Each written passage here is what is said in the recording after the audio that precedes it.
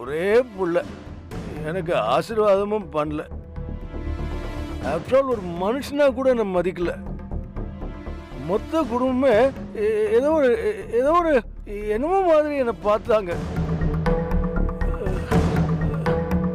சரிக்கா, இவ்வளோ சோகமா பேசிட்டு இருக்க, நீ அமைதியா இருக்க. ப்ளீஸ் ஏதாவது பேச. நான் பேசும்போதுதான் நீங்க கேட்கவே இல்லையே. நீங்க அங்க போனா யாருமே மதிக்க கூட மாட்டாங்கன்னு சொன்னேன் உங்ககிட்ட. அப்புறம் நீங்க எதுக்காக அங்க போகணும்? இப்படி ஏன் குடிச்சிட்டு வந்து புலம்பணும்? கரெக்ட், 100க்கு 100 உண்மை. நீ சொல்றது கரெக்ட். என் தப்பு, என் தலையெழுத்து. அங்க போயிருக்க கூடாது. என்ன பண்றது, மனசு கேட்கல. ராதிகா, அங்க எல்லாரும் உட்காந்து சந்தோஷமா நல்லா கட்டினாங்க. ஆனா நான் ஓரமா ஒதுங்கி நிக்கிறேன். என்ன ஒரு வார்த்தை வந்து சாப்பிடுன்னு சொல்லவே இல்லை. உங்களுக்கு இந்த வீட்ல சாப்பாடு இல்லையா? அங்க போய் தான் சாப்பிடணுமா? அப்படி இல்ல. நான் சாப்பாடு கொடுத்தப்பதான் நீங்க தட்டி விட்டீங்களே. மயூ இருக்காங்கறத கூட பார்க்காம நீங்க தட்டி விட்டீங்கல்ல. ஒத்துக்கிறேன். ஐ அம் ரியலி சாரி. பட் இப்ப நான் சொல்ல வந்த விஷயமே டோட்டலி டிஃபரெண்ட்.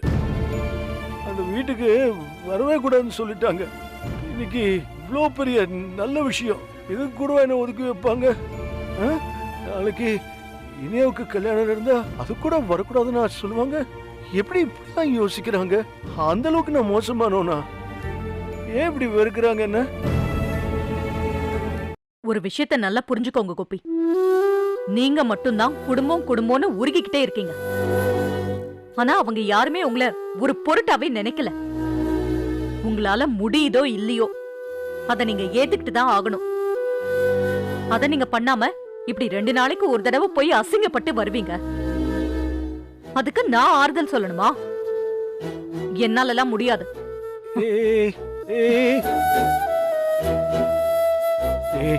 நீயும் போயிடாத ராதிகா, ப்ளீஸ். என் குடும்பம் மொத்தமா என்ன ஒதுக்கி இருக்காங்க.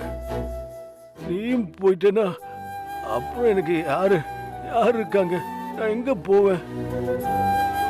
என்னை விட்டு போயிடாத ராதிகா, ப்ளீஸ் போயிடாத.